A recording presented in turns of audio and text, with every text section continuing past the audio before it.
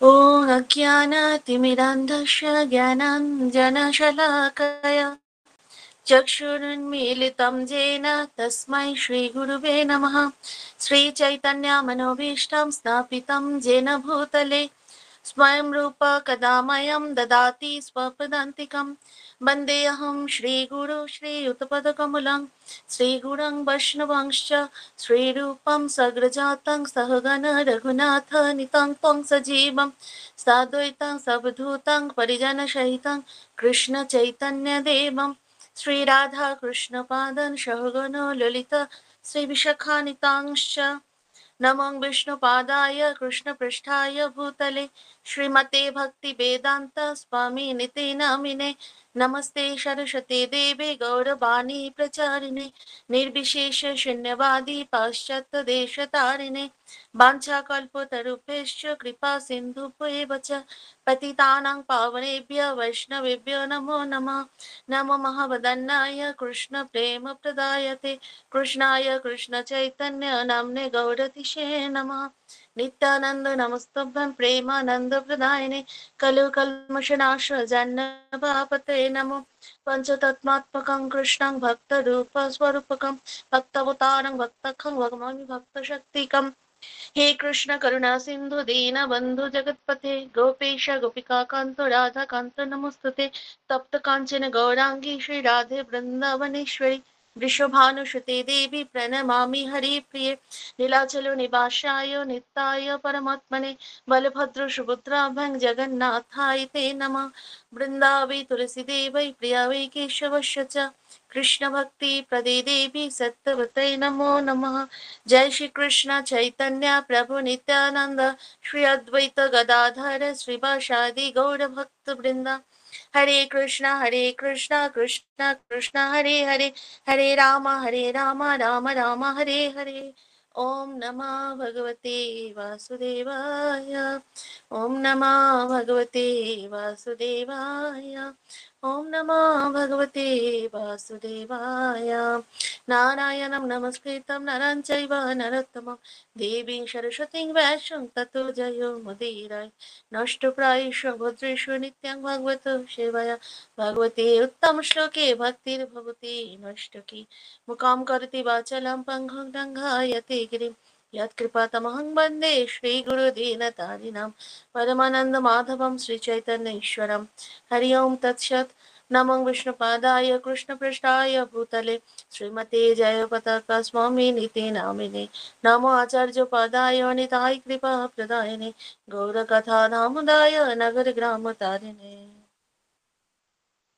जय जय श्री चैतन्य जय नित्यानंद जय दैत चंद्र जय गौर भक्त वृंद। हरे कृष्ण। আজকে উপস্থিত ক্লাসে সকল ভক্তবৃন্দকে জানাই আমার সশ্রদ্ধ প্রণাম। আজকে আমরা শ্রী চৈতন্য চরিতামৃতের আদিলীলা পঞ্চম পরিচ্ছেদের 204 নম্বর শ্লোক থেকে আলোচনা শুরু করব।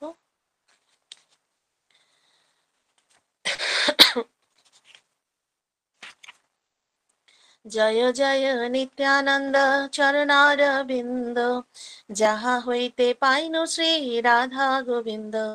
শ্লোকার্থ: শ্রী নিত্যানন্দ প্রভুর চরণারবৃন্দের জয় হোক, যার কৃপায় আমি শ্রী রাধা গোবিন্দকে পেয়েছি।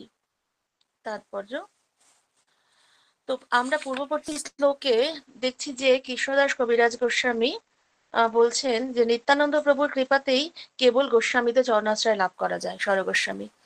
এবং তিনি লাস্ট 203 নম্বর শ্লোকে বলছেন যে সনাতন গোস্বামীর কৃপায় ভগবত ভক্তির সিদ্ধান্ত উনি জানতে পেরেছেন এবং শ্রীল রূপ গোস্বামীর কৃপায় ভগবত ভক্তির অপূর্ব অমৃত আস্বাদন করতে পেরেছেন।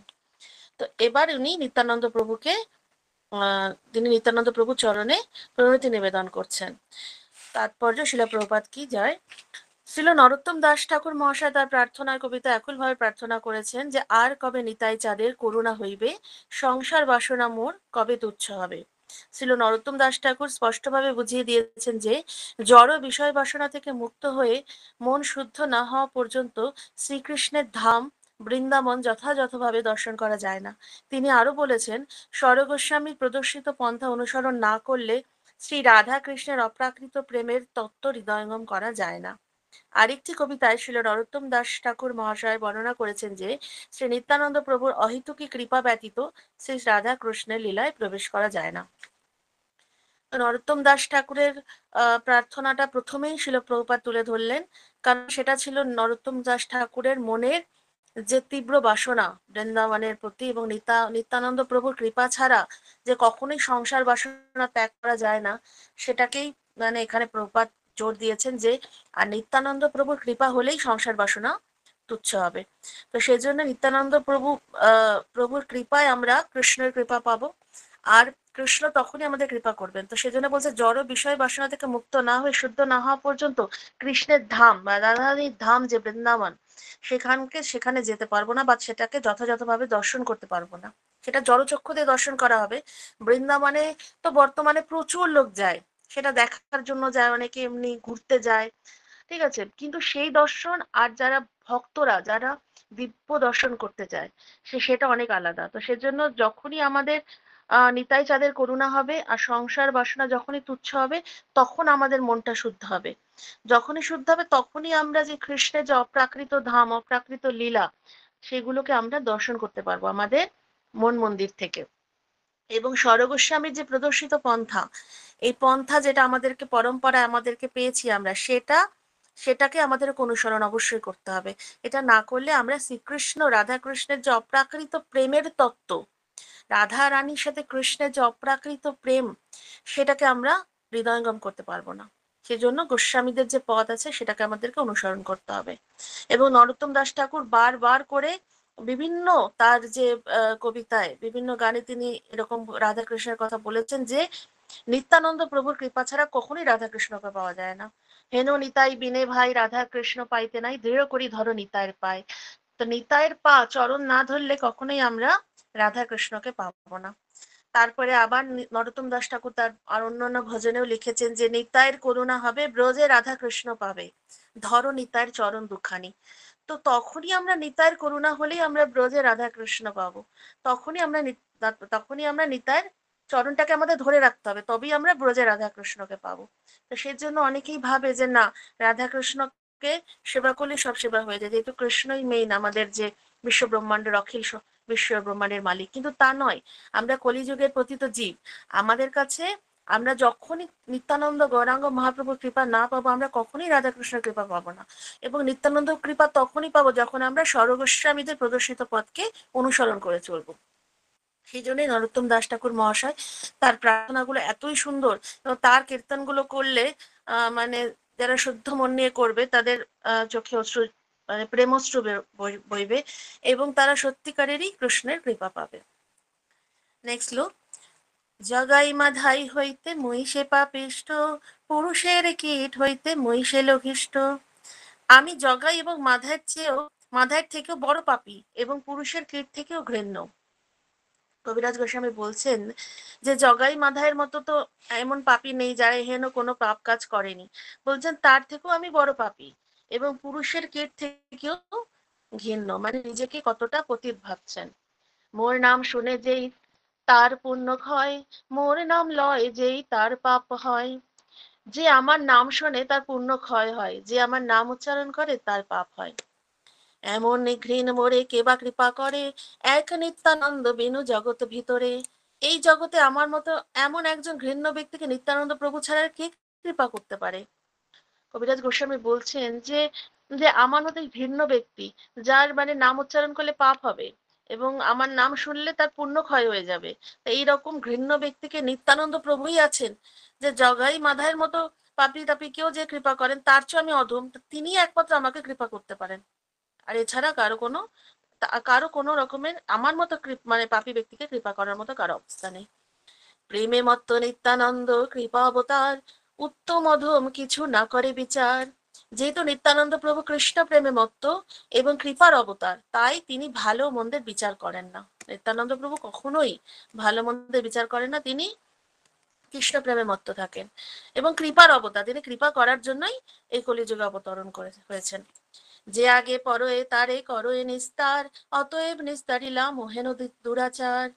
যেই তার সম্মুখে নিপতিত হয় তাকেই তিনি উদ্ধার করেন, তাই আমার মতো পাপী এবং দুরাচারীকে তিনি উদ্ধার করেছেন। মো পাপিষ্টি আনিলেন সে বৃন্দাবন, মোহেন অধমে দিলা শ্রীরূপচরণ। যদিও আমি অত্যন্ত পাপী এবং সবচাইতে পতিত, তবুও তিনি আমাকে বৃন্দাবনে নিয়ে এসেছেন এবং শ্রীল রূপ গোস্বামী শ্রী পদপদ্মে আশ্রয় দান করেছেন। তা তিনি, কবিরাজ গোস্বামী নিজেকে এতটাই পাপী বলছেন, অধম বলছেন, পতিত বলছেন, যে একমাত্র রূপ গোস্বামী পাদের কৃপায়, নিত্যানন্দ প্রভুর কৃপায় আমাকে তিনি রূপ গোস্বামী শ্রী পদপদ্মে আশ্রয় দান করেছেন। না হলে আমার মতো পাপীকে কখনোই বৃন্দাবনে আসার মতো কৃপা কেউ করতো না। শুধু একমাত্র নিত্যানন্দ প্রভুর কৃপায় আমি এই বৃন্দাবনে এসেছি। শ্রীমদন গোপাল শ্রী গোবিন্দ দর্শন, কহিবার যোগ্য নহে সব কথন। শ্রী মদন গোপাল ও শ্রী গোবিন্দ দেব দর্শনের গোপন কথাগুলো বলার যোগ্য আমি নই। এত বড় ভক্ত হয়েও সে বারবার করে নিজেকে এরকম ভাবে বর্ণনা করছেন যে মদন গোপাল গোবিন্দদেব দর্শনে কথাগুলো বলার যোগ্য আমি নই। অথচ যোগ্যতা বিচার করেই তো তাকে নিত্যানন্দ প্রভু পাঠিয়েছেন বৃন্দাবনে। তো তবুও সে এতটা কৃপা পেয়েও তিনি নিজেকে কতটাই অযোগ্য ব্যক্তি মনে করছেন। এটাই হচ্ছে শুদ্ধ ভক্তের মহিমা। বৃন্দাবন পুরন্দর শ্রী মদন গোপাল, রাসবিলাসী সাক্ষাৎ ব্রজেন্দ্র কুমার। বৃন্দাবনের প্রধান বিগ্রহ শ্রী মদন গোপাল হচ্ছেন রাসবিলাসী সাক্ষাৎ ব্রজেন্দ্র কুমার। তো বৃন্দাবনের প্রধান যে বিগ্রহ হচ্ছে মদন গোপাল, তিনি হচ্ছে রাসবিলাসী সাক্ষাৎ ব্রজেন্দ্র কুমার, যে তিনি হচ্ছেন মদন গোপাল। শ্রীরাধা ললিতা সঙ্গে রাসবিলাস, মন্মথ মন্মথ রূপে যাহার প্রকাশ।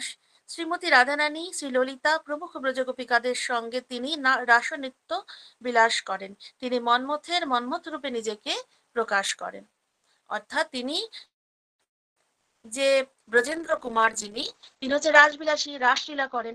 তো রাধারানী, ললিতা সখী, অষ্ট সখী, বিভিন্ন সখী গোপীদের সাথে, ব্রজ গোপিকাদের সাথে তিনি রাস নৃত্য, রাসবিলাস করেন এবং নিজেকে রাস নায়ক রূপে নিজেকে প্রকাশ করেন। তাসাম তাসাম আবির্ভূত শৌরী, স্ময়মান মুখ অম্বুজ, পীতাম্বর ধরা স্বগী, সাক্ষাৎ মন্মথ মন্মথ।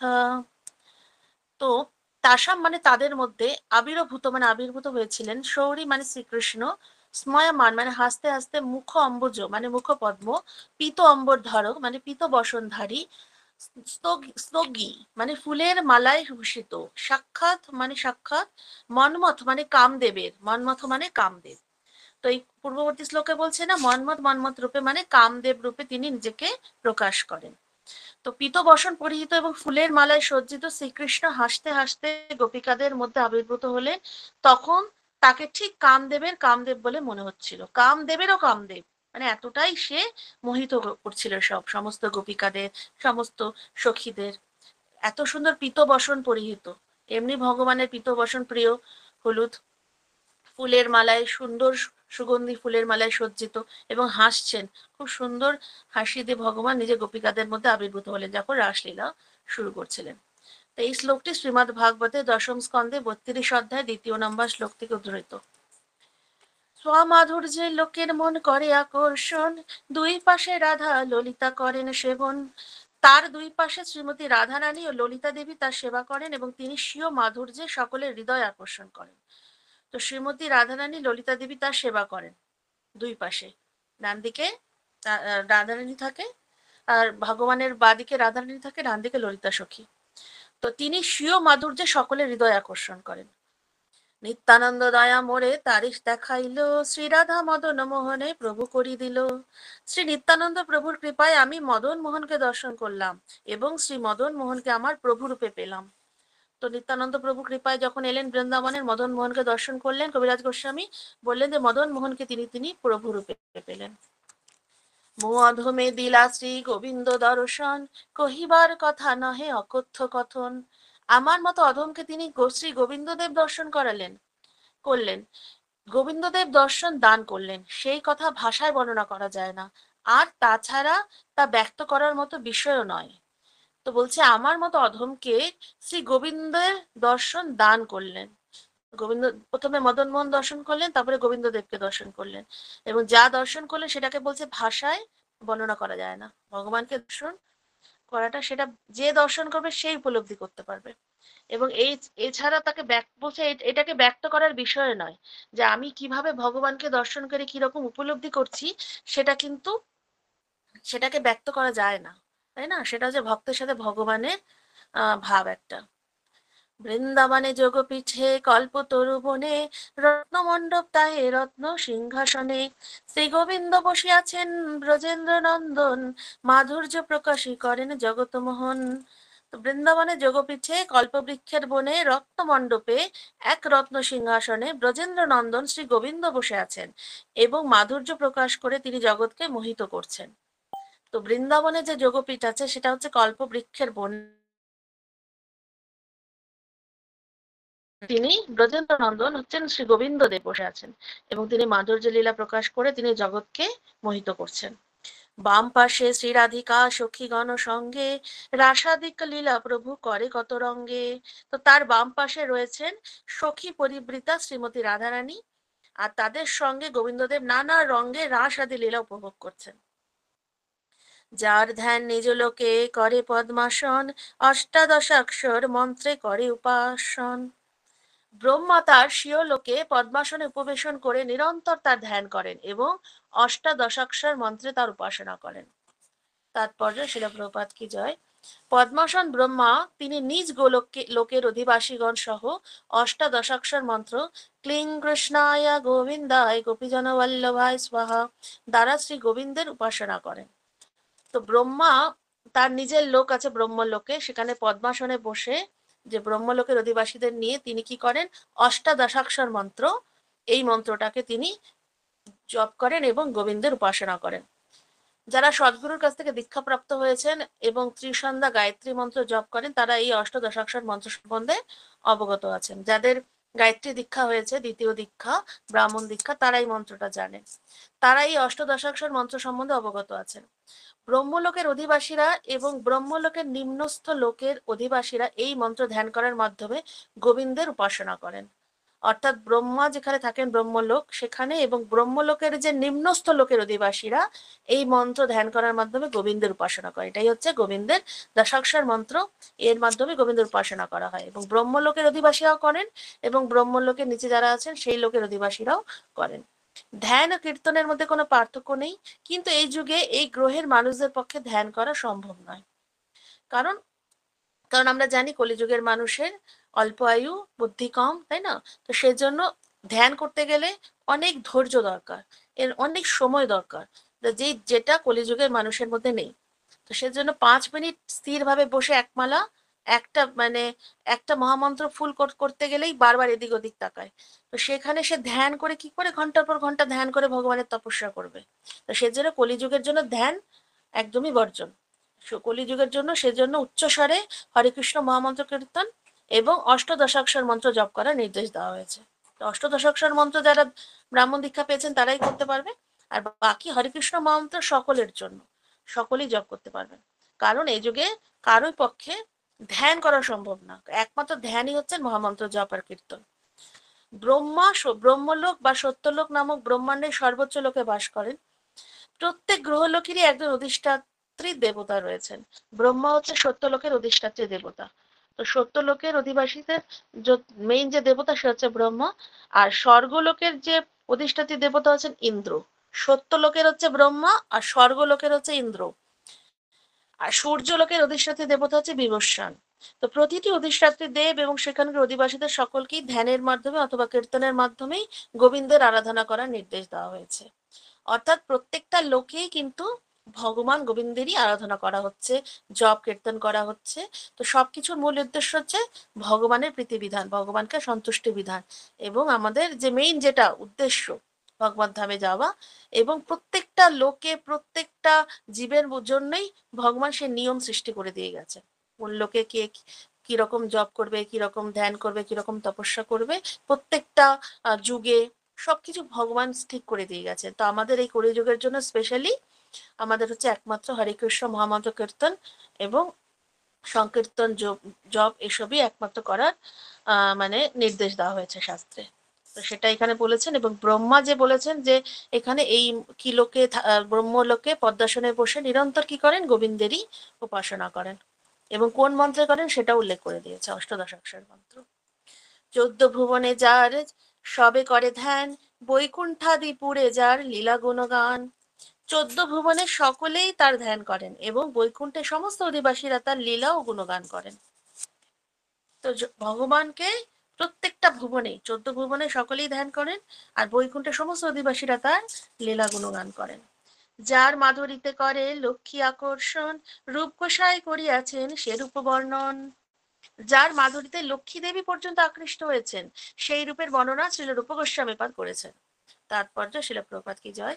শিল রূপ গোস্বামী তার লঘু ভাগবতামৃত গ্রন্থে পদ্মপুরাণে বর্ণনা উল্লেখ করেছেন, এবং সেখানে তিনি বলেছেন যে শ্রীকৃষ্ণের অপূর্ব সুন্দর রূপ দর্শন করে লক্ষ্মী দেবী তার প্রতি আকৃষ্ট হয়েছিলেন এবং শ্রীকৃষ্ণের কৃপা লাভ করার জন্য তপস্যায় প্রবৃত্ত হয়েছিলেন।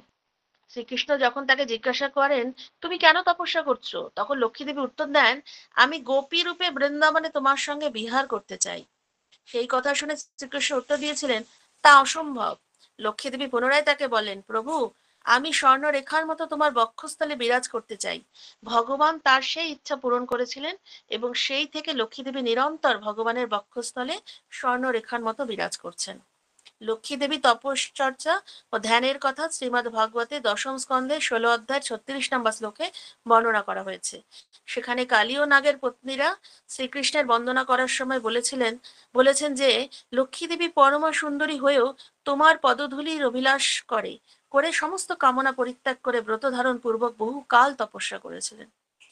তো কৃষ্ণের যে এত অপূর্ব রূপমাধুরী, সেটা দর্শন করে মানে লক্ষ্মী দেবী পর্যন্ত আকৃষ্ট হয়ে যান, যেখানে তিনি নিজে এত অপরূপা সুন্দরী ভগবান যার সাথে সর্বত্র বিরাজ করছেন বৈকুণ্ঠে, তো তিনি অব্দি ভগবানের কাছে তার রূপে আকৃষ্ট হয়ে তার কৃপা লাভের জন্য তার জন্য তপস্যা করেছিলেন।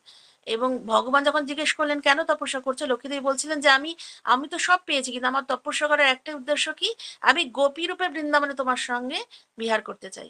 কারণ লক্ষ্মী দেবী জানতে পেরেছিলেন যে গোপীরা শ্রেষ্ঠ এবং ভগবানের জন্য ভগবান তাদের একমাত্র প্রাণধন, তারা ভগবানের জন্য সব কিছু ত্যাগ করতে পারে। তাদের যে অনন্যা ভক্তি, নিঃস্বার্থ ভক্তি, নিষ্কাম ভক্তি, সেটা লক্ষ্মী দেবী উপলব্ধি করতে চেয়েছিলেন যে কি করে তারা এতটা কৃষ্ণকে ভালোবাসতে পারে। তো সেটা একমাত্র গোপী ভাব রূপে, গোপী হলেই তবেই সেই ভাবটা আসবে। তো লক্ষ্মী দেবী যেহেতু আহ সমস্ত ঐশ্বর্যের অধিকারী, স্বয়ং বৈকুণ্ঠে থাকেন, তিনি স্বয়ং নারায়ণের পত্নী স্বরূপা, তো তিনি তো সেটা এইরকম অবস্থায়, তো সেই জন্য তিনি বলছেন যে আমি গোপী রূপে বৃন্দাবনে তোমার সঙ্গে বিহার করতে চাই। তো সে তো বৈকুণ্ঠে থাকেন, তো ভগবান যখন থাকতে চাইছেন মানে গোলক বৃন্দাবনে, তখন বলছেন আমিও তোমার সাথে সেটা করতে চাই। তো কৃষ্ণ তখন ডাইরেক্ট বলেছিলেন সেটা অসম্ভব। তখন লক্ষ্মী দেবী পুনরায় বলছিলেন যে আমি স্বর্ণরেখার মতো তোমার বক্ষস্থলে বিরাজ করতে চাই। কারণ যখন বক্ষস্থলে বিরাজ করবে লক্ষ্মী দেবী, তখন কি হবে, কৃষ্ণ যেখানে যেখানে যাবেন, তো সেটা লক্ষ্মী দেবীও সেখানে সেখানে যাবেন, তখন সেটা তিনি দর্শন করবেন, উপলব্ধি করতে পারবেন।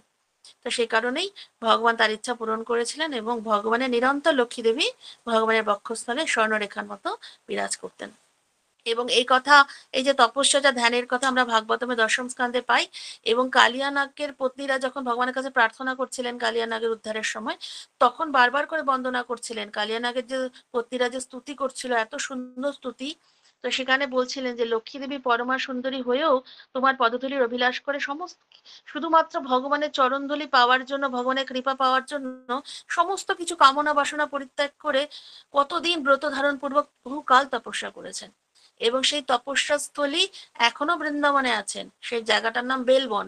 ভগবানের যে 12টা বন রয়েছে তার মধ্যে একটা বেলবন, সে বেলবনে লক্ষ্মী দেবীর তপস্যা স্থল আছে এবং সেখানে লক্ষ্মী দেবী স্বয়ং অবস্থান করছেন, বিগ্রহ স্বরূপা হয়ে আছেন এবং সেই বৃক্ষটা এখনো সাক্ষী রূপে আছেন, যেটা কিনা লক্ষ্মী দেবী সেই রাসলীলা থেকে তপস্যা করে যাচ্ছেন, কারণ লক্ষ্মী দেবীকে সেই রাসলীলায় অংশগ্রহণ করার সুযোগ দেওয়া হয়নি। অনেক তপস্যা করেও ভগবান তাকে গোপিকাদের সাথে লক্ষ্মীকে সেখানে অবস্থান করার সুযোগ দেয়নি। তো সেই জন্য সেই লক্ষ্মীর দেবী সে কষ্ট করে এত মানে মনে কষ্ট পেয়ে এখনো পর্যন্ত কলিযুগে এখনো বর্তমানেও লক্ষ্মী দেবী তপস্যা করেই যাচ্ছেন সেই রাসলীলায় অংশগ্রহণ করার জন্য। তো ভগবান কতটা বোঝে ভক্তের মহিমা, যে জানে যে এই যে আমার ব্রজ গোপিকারা, আমার যে আহ এই ব্রজের যে সুন্দরীরা, ব্রজের যে রাধারানী যে সখীরা, তাদের যে প্রেম কতটা উচ্চ স্তরের, সেটা শিক্ষা দেওয়ার জন্যই কিন্তু তিনি এই লীলাটা করেছেন। যে লক্ষ্মীর মতো স্বয়ং ভগবানের যে পরম প্রিয়া, সেও কিন্তু সেই কৃপার অধিকারী নয়। কারণ ভগবানের প্রিয় হতে গেলে, ভগবানের গোপী হতে গেলে, প্রিয় সখী হতে গেলে সমস্ত কিছু ঐশ্বর্য ত্যাগ করে নিঃস্বার্থ কামনা নিয়ে, ভগবানের কামনা বাসনা শুধু কৃষ্ণের জন্যই হওয়া উচিত। কিন্তু লক্ষ্মী দেবীর কিন্তু ছিল ঐশ্বর্য, তো ঐশ্বর্য নিয়ে কখনোই কৃষ্ণ কৃপা পায় না। তো সেটার জন্যই ভগবান তাকে এইরকম এইরকম সেবা থেকে বঞ্চিত করেছিলেন, যে তুমি শুধুমাত্র আহ আমার বক্ষস্থলে থাকবে ঠিক আছে, কিন্তু তুমি কখনোই রাসলীলায় অংশগ্রহণ করতে পারবে না। তো সেটা উনি পরবর্তীতে বুঝতে পেরেছিলেন, সেজন্য তিনি কন্টিনিউ তপস্যা করে যাচ্ছেন।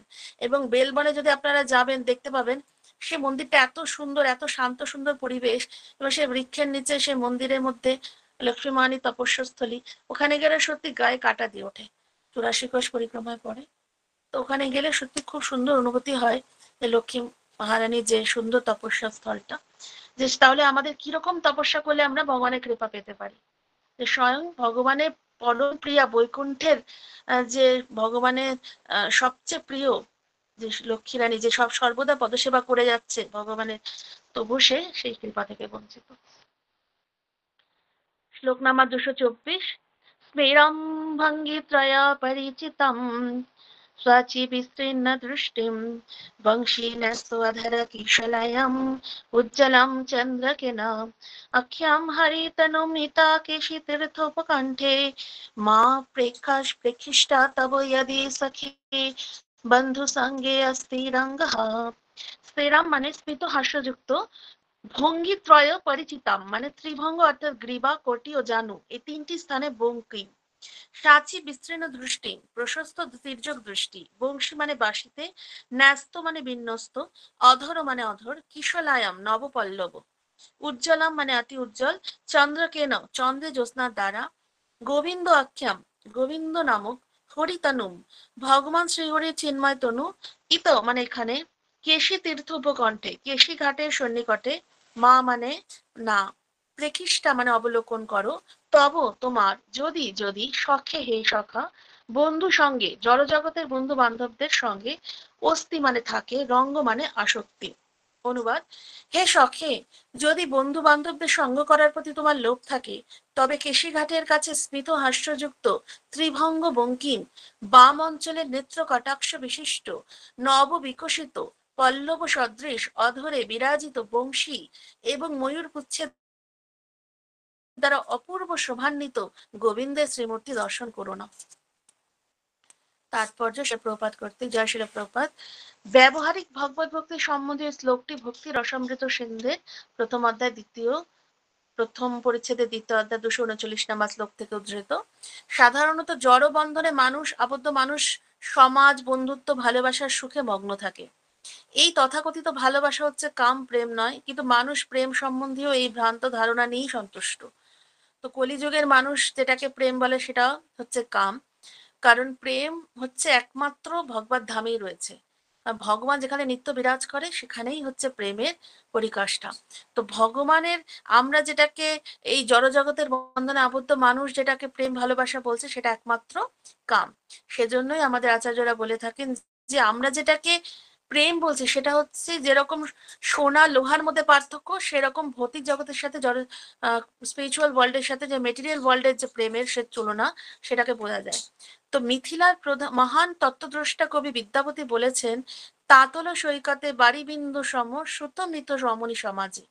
অর্থাৎ জড়জগতের সন্তান সন্ততি বন্ধু বান্ধব রমণীর প্রেম উত্তপ্ত মরুভূমির বুকে এক বিন্দু জলের মতো। এই জড়জগৎটা মানেই হচ্ছে এরকম পরিবার পরিজন সন্তান সন্ততি বন্ধু বান্ধব রমণীর প্রেম। তো এগুলো দিয়েই উত্তপ্ত মরুভূমির বুকে এক বিন্দু জলের মতো। তো এইসব নিয়েই উত্তপ্ত মরুভূমি, তার মধ্যে প্রেম বলতে ওই তপ্ত এক বিন্দু জল। তো মরুভূমির তৃষ্ণা নিবারণের জন্য সমুদ্রের প্রয়োজন। এক বিন্দু জলে কোনো কাজ হবে না, কোনোদিন তৃষ্ণা যাবে না। তেমনি আমাদের হৃদয় যেখানে আনন্দ সমুদ্রের অন্বেষণ করছে, সেখানে এক বিন্দু সুখের কি প্রয়োজন? তো যেখানে আমরা আনন্দ সমুদ্রের মতো আনন্দ চাইছি, তো সেখানে ওই এক বিন্দু সুখ দিয়ে আমরা কি করব? কি হবে? আমাদের কিছুই হবে না। তেমনি এই জড়জগতের আত্মীয় স্বজন বন্ধু বান্ধব রমণীর প্রেমে কেউ সন্তুষ্ট হয় না। তাই কেউ যদি তার হৃদয়ে যথার্থ আনন্দ উপলব্ধি করতে চান, তাহলে তাকে শ্রী গোবিন্দের চরণাশ্রয় গ্রহণ করতে হবে। গোবিন্দই হচ্ছে একমাত্র আমাদের যে আনন্দ বিধান করতে পারে। বাকি আমরা যতই আনন্দ খুঁজি না কেন, এই জড়জগতে আনন্দ নেই। এই শ্লোকে শ্রী রূপ গোস্বামী বর্ণনা করেছেন যে কেউ যদি আত্মীয় স্বজন বন্ধু বান্ধব রমণীর প্রেমে সন্তুষ্ট থাকতে চান, তাহলে তার শ্রী গোবিন্দের চরণাশ্রয় গ্রহণ করার কোনো প্রয়োজন নেই। কারণ তারা তো ওর মধ্যেই খুঁজছেন আনন্দ, তা তাদের কাছে গোবিন্দের চরণের কোনো দরকার নেই, আর তারা গোবিন্দের চরণে আসবেই না। তাদের কাছে সে আনন্দ সেখানে পাবেই না। তারা তাদের ওই আত্মীয় স্বজন বন্ধু বান্ধবের ওই সাময়িক অল্প একটু ওই এক বিন্দু সমুদ্রের মানে ওই মরুভূমির এক বিন্দু জলের মতোই তারা ওইটুকু পেয়েই ওই তৃষ্ণা মেটানোর চেষ্টা করবে। তো তাদের কাছে গোবিন্দের চরণাশ্রয়ের কোনো দরকারই নেই। তো সেই তথাকথিত সুখ তিনি সম্পূর্ণরূপে বিস্মৃত হবেন। যিনি এই তথাকথিত সুখের দ্বারা তৃপ্ত নন, তিনি শ্রী বৃন্দাবনে যমুনার তীরে কৃষিঘাটে বিরাজমান মাধুর্য প্রেমে গোপিকাদের চিত্ত আকর্ষণকারী শ্রী গোবিন্দের শ্রী পাদপদ্মের আশ্রয় গ্রহণ করতে পারেন। তো বৃন্দাবনে বলছেন যারা এই তথাকথিত সুখের দ্বারা, এই যে জড়জাগতিক সুখের দ্বারা যারা তৃপ্ত নন, যারা ভক্ত, তারা কি করবেন, যে বৃন্দাবনে যমুনার তীরে কৃষিঘাটে যে বিরাজ করছে মাধুর্য প্রেমে গোপিকাদের চিত্ত আকর্ষণকারী ভগবান বিরাজ করছে কৃষিঘাটে, সেই যে তিনি সমস্ত গোপিকাদের চিত্ত আকর্ষণ করছে, সেই গোবিন্দের পাদপদ্মের আশ্রয় গ্রহণ করবেন। তো সেটা কি এতই সোজা? এত সোজা নয়। ভগবান যে গোপিকাদেরকে আকর্ষণ করেছেন চিত্ত, সেই গোপিকাদের প্রেম আর আমাদের প্রেম কি এক? আমরা কি ভগবানের জন্য সর্বস্ব ত্যাগ করতে পেরেছি? সর্বস্ব তোমার চরণে সুপিয়া, আমরা কতটুকু দিতে পেরেছি ভগবানের চরণে? তো আমরা যখন সর্বস্ব দিতে পারবো, তখনই আমরা ভগবানের চরণ আশ্রয় লাভ করতে পারবো বা পাদপদ্মের আশ্রয় লাভ করতে পারবো। তো সেজন্য আমাদের যে আচার্যরা এরকম বিভিন্ন রকম প্রার্থনা করে থাকেন, সেই প্রার্থনাগুলো আমাদেরকে সবসময় করা উচিত। কেন এই প্রার্থনাগুলোর মধ্যেই আচার্যদের ভাব রয়েছে। আচার্যরা স্বয়ং ভগবানের সেই সমস্ত যে লীলাগুলোকে ডাইরেক্ট দর্শন করেছেন। ঠিক আছে, তো সেরকমই ভক্তিবিনোদ ঠাকুরের এই ভজনটা আমি খুব গাই। আমার ভীষণ ভালো লাগে যে এই ভজনটা যে মানে যে আমার বলিতে প্রভু আর কিছু নাই, তুমি আমার মাত্র পিতা বন্ধু ভাই। তো এই যে আমরা জড়জগতে ভাবি যে আমাদের এই সমস্ত আত্মীয় স্বজন বন্ধু বান্ধব পিতা মাতা, সেগুলো কিছুই না। সেগুলো কিন্তু আমাদের সমস্ত যে এই জড়জগতে বসবাসের জন্য আমাদেরকে একটা সমস্ত লীলা করার জন্য। আমরাও তো এখানে কিছুদিন টাইম পাস করতে এসেছি, তো এই জড়জগতে নিজেদেরকে রেকটিফাই করতে। তো সেজন্য আমাদেরকে ভগবান এই সমস্ত জিনিস দিয়ে পাঠিয়েছে। তো এদের পিছনে সময় নষ্ট করলে আমাদের চলবে না। এদেরকে নিয়ে আমাদের কৃষ্ণ ভক্তি করতে হবে। আর যদি আমরা না পারি করতে, তাহলে আমাদের এদের সঙ্গ ত্যাগ করতে হবে। তখন আমাদের গোবিন্দের চরণে সমর্পিত হতে হবে। তো সেজন্যই বলছেন যে বন্ধু দ্বারা সুত সুতা তব দাসী দাস। তো এই যে আমাদের যে বন্ধু বান্ধব, এরকম ভক্তিবিনোদ ঠাকুর প্রার্থনা করছেন যে আমার যত বন্ধু বান্ধব দাসী দাস সমস্ত কিছু সবই তোমার। ঠিক আছে, সেই তো সম্বন্ধে সবে আমার প্রয়াস। এই যে সমস্ত কিছু যা কিছু রয়েছে, সবকিছু তোমারই দাস দাসী আমরা। আমার বন্ধু বান্ধব সুত প্রেম যত আমার পত্নী বাচ্চা স্ত্রী সমস্ত কিছু সব তোমারই দাস দাসী। এবং তাদের সম্বন্ধে আমি প্রয়াস করছি। তোমার সাথে তার আমার যে সম্বন্ধ, সেটা তাদের সাথে তোমার সেই সম্বন্ধ। ধনজন গৃহদ্বার তোমারও বলিয়া রক্ষা করি আমি মাত্র সেবক হইয়া। এই যে আমার যা কিছু ধন জন, আমার বলে তো কিছু নেই, সবই কৃষ্ণের। তো সবকিছু গৃহ যা কিছু আছে সব তোমারই।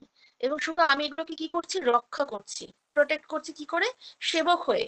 তোমারই ধন জন গৃহ সবকিছু আমি শুধু একজন প্রোটেক্ট করছি কি হয়ে, তোমার যাতে ধনগুলো যাতে অপচয় না হয়, তোমার গৃহ যাতে কৃষ্ণের সংসার হয়ে থাকে, যাতে কোনো অশুভ কাজ না হয়, সেসবের জন্য আমি সেবক হয়ে সেগুলোকে রক্ষা করছি। তোমার কার্যের তরে উপার্জিত ধন তোমার সংসারে ব্যয় করিব বহন। তো তোমার সেবার জন্য আমি কি করছি, ধনটাকে উপার্জন করছি। তোমার মানে প্রসন্ন বিধানের জন্য, ভগবানের প্রসন্ন বিধানের জন্য আমি এই ধন উপার্জন করছি, তোমার সংসারে ব্যয় করিব বহন। শুধু তোমার যে কৃষ্ণের সংসার, তুমি যে সংসার দিয়েছো আমাকে স্ত্রী পুত্র কন্যা দিয়ে, এই তোমার সংসারে আমি এই ব্যয়টাকে বহন করব বলেই আমি উপার্জিত ধনটাকে উপার্জন করছি। ভালো মন্দ নাহি জানি সেবা মাত্র জানি, তোমার সংসারে আমি বিষয় প্রহরী। তো ভালো মন্দ আমি কিছুই জানি না, কেন আমার সেই যোগ্যতাই নেই। তুমি আমাকে যেরকম চালাচ্ছ তোমার সংসারে, আমি সেভাবেই চলছি। তোমার ইচ্ছায় মোর ইন্দ্রিয় চালনা শ্রবণ দর্শন ঘ্রাণ ভ্রজন বাসনা। তো তোমার ইচ্ছায় আমি আমার এই যে ইন্দ্রিয়গুলো, সমস্ত ইন্দ্রিয়গুলোকে পরিচালনা করছি। তার মানে সমস্ত ইন্দ্রিয়ের অধীশ্বরকে ঋষিকেশ, তার ইচ্ছায় তাকে আমি সেবা করছি। তো তোমার ইচ্ছায় আমি ইন্দ্রিয়গুলো চালনা করে শ্রবণ দর্শন যা কিছু করছি, ভোজন বাসনা সবকিছু আমি তোমার ইচ্ছাই করছি। নিজ সুখ লাগে কিছু নাহি করি আর, ভকতে বিনোদ বলে তব সুখসার। তো আমি আমার নিজের সুখের জন্য কিছু করি না, করতে চাই না, করার মতো আমার কোনো ইচ্ছা নেই। শুধু আমি বলি যে যা কিছু আছে সব তোমার জন্যই। আর যা কিছু আমি আমার নিজের জন্য ভাবো সেটা আমার জন্য, সেটা হচ্ছে অসুখ, আমার জন্য সুখ আনবে না। কিন্তু আমি যখন কৃষ্ণের প্রীতিবিধানের জন্য, কৃষ্ণের সংসারের জন্য আমি করব, আমার স্ত্রী পুত্র সবকিছু তোমারই দাস দাসী আমরা, তোমার সংসারের জন্যই আমি আমার অর্থ উপার্জন করছি, কাজ পালন করছি, রক্ষা করছি, যা কিছু, সেটাই হচ্ছে আমার একমাত্র উদ্দেশ্য। এই যে ভক্তিবিনোদ ঠাকুর যে এইরকম ভাবনাটা বলছেন যে তুমি হচ্ছে প্রোটেক্টর, আমি হচ্ছে কেয়ারটেকার, যে আমি হচ্ছে তোমার সমস্ত কিছু জিনিসগুলোকে কেয়ার করছি, রক্ষা করছি। তো সেই যে তুমি হচ্ছে সবকিছুর মালিক, তো এটাই হচ্ছে এই যে ধারণাটা, আমি হচ্ছে নিত্য দাস। তো এই বিশ্বাস থাকলে আর কোনোদিন দুঃখ পেতে হবে না। আর যদি আমরা নিজেদেরকে জড়বন্ধনে আবদ্ধ সমাজ, মানুষ, আত্মীয় স্বজনের পেছনে সময় নষ্ট করি, তাহলে আমরা কখনোই যে সুন্দর যে বৃন্দাবনে যে কৃষ্ণের অপূর্ব মাধুর্য লীলা, অপূর্ব লীলাগুলোকে আমরা তখন আর উপলব্ধি করার সময় পাবো না, কারণ আমাদের এতটাই সময় কম এই কলিযুগে। তো আমরা সেগুলোকে বুঝে ওঠার আগে আমাদের সময় শেষ হয়ে যাবে, আমাদের ডাক পড়ে যাবে উপরে যাওয়ার। তো সেজন্যই আবার ভক্তিবিনোদ ঠাকুর এত সুন্দর ভজনগুলো লিখেছেন যে আমি যমুনা পুলিনে, হ্যাঁ, কদম্ব কাননে সিহেনু সখিয়ার। তো এই যে গোপিকাদের যে কেশিঘাটে ভগবান যমুনার তীরে বসে যে লীলাগুলো করেছেন, সে চিত্ত আকর্ষণ করেছেন, তো সেই সমস্ত লীলাগুলোকে ভক্তিবিনোদ ঠাকুর নিজের কবিতা উপলব্ধি করেছেন, কারণ তিনি নিজেও ছিলেন একজন মঞ্জুরি স্বরূপা, মঞ্জুরি স্বরূপ, এবং তিনি ভগবানের সেই লীলায় ছিলেন, এবং সেখানে আবার তিনি কলিযুগে এসেছিলেন আমাদেরকে উদ্ধারের জন্য। তো সেই জন্য তিনি তার সেই ভাবগুলোকে ডাইরেক্ট তার লেখার মাধ্যমে প্রকাশ করতে পেরেছেন। তো আমরা যখন তার লেখাগুলোকে, তার ভজনগুলোকে গাইবো বা পড়বো, তখন কি হবে, আমাদের মধ্যেও সেই ডাইরেক্ট যে কৃষ্ণের সাথে তার যে সম্পর্কটা, সেটাকে আমরাও কিছুটা হলেও কৃপা পাবো, কৃপা পেলে আমরা সেটাকে উপলব্ধি করতে পারবো। সাক্ষাৎ ব্রজেন্দ্র সুত ইথে নাইয়ান, যে বজ্ঞে করে তারে প্রতিমা হেন জ্ঞান। তিনি সাক্ষাৎ ব্রজেন্দ্র নন্দন, সেই সম্বন্ধে কোনো সন্দেহ নেই। মূর্খরাই কেবল তাকে প্রতিমা বলে মনে করে। সেই অপরাধ তার নাহিক নিস্তার, ঘোর নরকেতে পরে কি বলিব আর। সেই অপরাধে তার নিস্তার নেই, যে সে ঘোর নরকে পতিত হবে, সেই সম্বন্ধে আমি আর কি বলবো। কারা পতিত হবে? মানে কৃষ্ণদাস কবিরাজ গোস্বামী বলছেন, যারা ব্রজেন্দ্র কুমার কৃষ্ণকে যারা প্রতিমা বলে মনে করে, সেই মূর্খরা নরকে, ঘোর নরকে পতিত হবে, তাদের অপরাধের নিস্তার নেই। প্রচুর কলিযুগে এরকম আছেন যারা ভগবানকে সাধারণ বালক বলে মনে করেন। তো তাদের যে কি অবস্থা হবে, সেটা কবিরাজ গোস্বামী বলছেন, যে সেটা, সে সম্বন্ধে আমি আর কি বলবো, বা নিজেকে কতটা অসহায় বলছেন, যে আমার কি, আমি বুঝতেই পারছি যে তার তার অপরাধের কোনো নিস্তার নেই। তারপরে শিলা প্রপাত কি জয়। ভক্তি সন্দর্ভ গ্রন্থে শ্রী জীব গোস্বামীপাদ বলেছেন যে যারা ভগবত ভক্তিতে নিষ্ঠা পরায়ণ, তারা ভগবানের স্বরূপের সঙ্গে মাটি, ধাতু অথবা পাথর অথবা কাঠ থেকে তৈরি ভগবানের শ্রী বিগ্রহের ভেদ বুদ্ধি করেন না। তো যারা ভগবত ভক্তিতে নিষ্ঠা পরায়ণ, তারা শুদ্ধ ভক্তি স্তরে রয়েছেন, তারা কখনো ভগবানের সঙ্গে, ভগবানের ধাতু, পাথর বা কাঠ কি দিয়ে তৈরি, আর ভগবানের মূর্তির সাথে ভগবানের যে স্বরূপের কখনোই শ্রী বিগ্রহের ভেদ বুদ্ধি করেন না। তাই না? ভগবান যে রূপেই থাকুক, যে অবস্থানে থাকুক, যে রকম ভাবেই প্রকট হোক না কেন, ভগবান ভগবানই। তো জড়জগতের একজন মানুষের সঙ্গে তার ফটো, ছবি অথবা মূর্তির পার্থক্য থাকে, কিন্তু ভগবান কৃষ্ণের মূর্তি তিনি স্বয়ং অভিন্ন, কারণ ভগবান হচ্ছেন পরম তত্ত্ব। তো ভগবানের মূর্তি, ভগবানের বিগ্রহ, ভগবানের আলক্ষ্য, ভগবানের স্বরূপ, সমস্ত কিছু কোনো পার্থক্য নেই। কিন্তু একজন সাধারণ মানুষের ফটো, ছবি, চারা সমস্ত কিছু আলাদা আলাদা হয়। তো আমাদের কাছে কাঠ, পাথর অথবা ধাতু রূপে যা প্রতিভাত হচ্ছে, তার সবই ভগবানের শক্তি, এবং শক্তিমান থেকে শক্তি ভিন্ন নয়। তাই না? পূর্বে কয়েকবার আমরা বিশ্লেষণ করেছি, সূর্য কিরণ শক্তিকে, শক্তিমান সূর্য থেকে আলাদা করা যায় না। অতএব জড় প্রকৃতিকে ভগবানের থেকে ভিন্ন বলে মনে হতে পারে, কিন্তু চিন্ময় ভাবে ভগবান থেকে অভিন্ন। এই উদাহরণগুলো আমরা আগেও পেয়েছি, যে শক্তিমান শক্তি একই, ভগবান থেকেই সৃষ্টি হচ্ছে, সেজন্য ভগবান এগুলোর ঊর্ধ্বে, ভগবান এসব ভগবানকে প্রভাবিত করতে পারে না।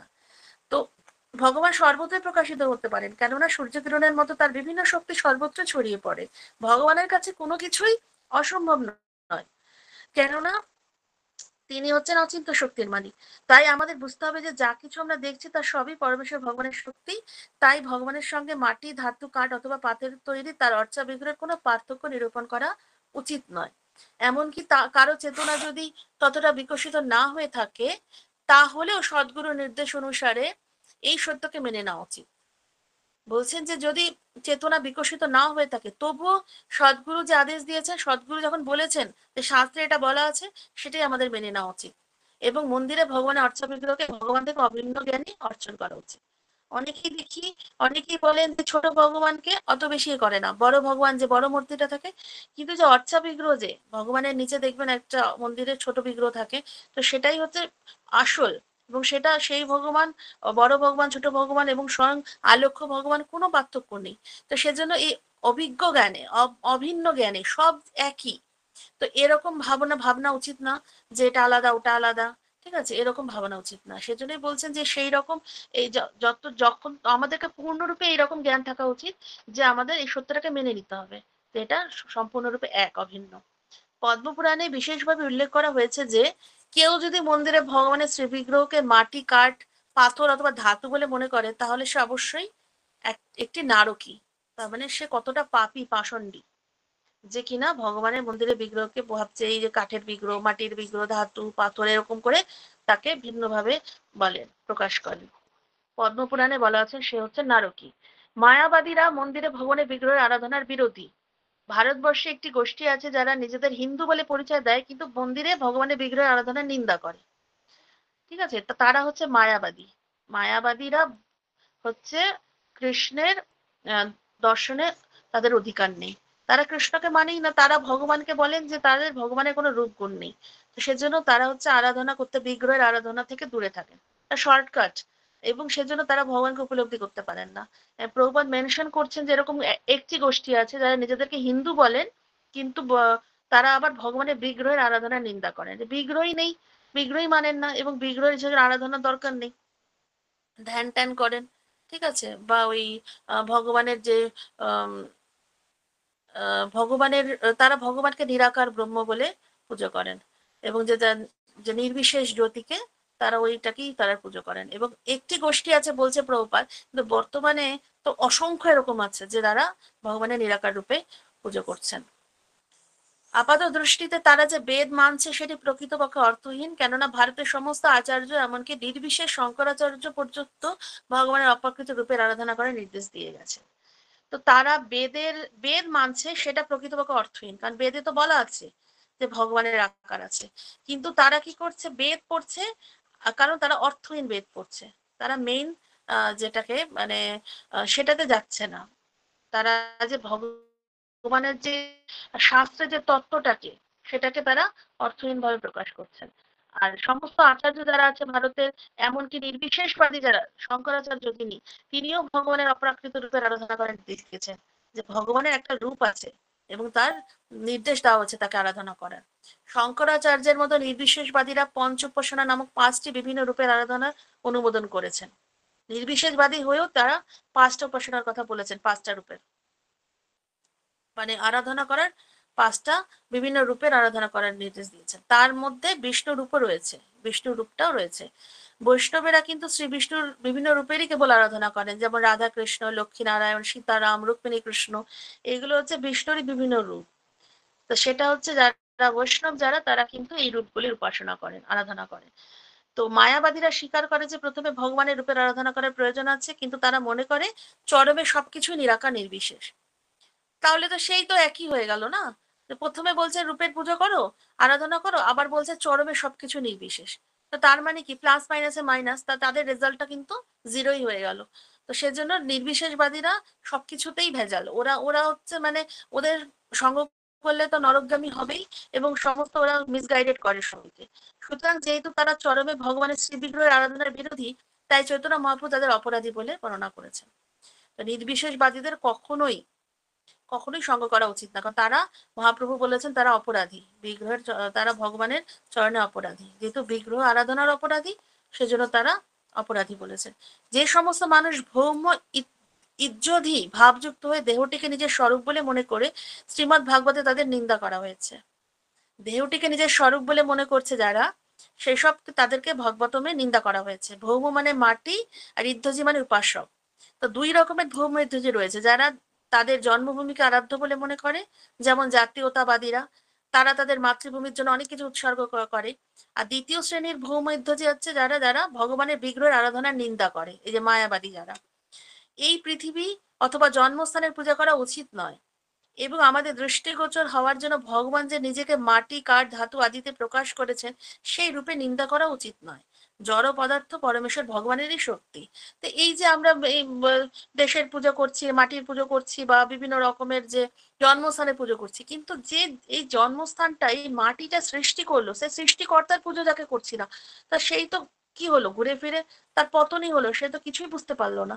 তো সেই জন্য মেইন যে আমাদের যে জড়জগতের যে বিভিন্ন যে উপাদানগুলি, তার যে সৃষ্টিকর্তা ভগবান পরমেশ্বর, যার শক্তিতে সে সৃষ্টি হয়েছে, সে ভগবানের উপাসনা করা আমাদের উচিত। আর বাকি যা কিছু যে যেটা করছে সবই নারকীয়, এবং সেগুলোর পতন খুবই ভয়ঙ্কর। এই জন্য প্রভুপাদ এই জন্য নির্বিশেষবাদীদেরকেই উদ্ধার, মানে নির্বিশেষবাদীদের থেকেই ভক্তদেরকে উদ্ধার করার জন্য তিনি এই জড়জগতে এসেছেন, এই বিশেষ শূন্যবাদী পাশ্চাত্য দেশ ও তারিণে। তো প্রভুপাদের একমাত্র উদ্দেশ্য ছিল এই নির্বিশেষবাদী থেকে আমাদের ভক্তদেরকে বাঁচানো, কারণ এই জড়জগৎ নির্বিশেষবাদীতে, শূন্যবাদীতে ভরে গেছে, এবং তারা যে কতটা ভয়ঙ্কর রূপ নিতে পারে, তাদের সঙ্গ করলে তাদেরও পতন হবে, তারা তো নরকে যাবেই যাবে, মহান আরক্ষী, এবং অন্যদেরকেও নিয়ে যাবে। ঠিক আছে, আজকে আমরা এখানেই বিরাম রাখছি। সকলকে অসংখ্য ধন্যবাদ। হরে কৃষ্ণ কৃষ্ণ কৃষ্ণ হরে হরে, হরে রাম রাম হরে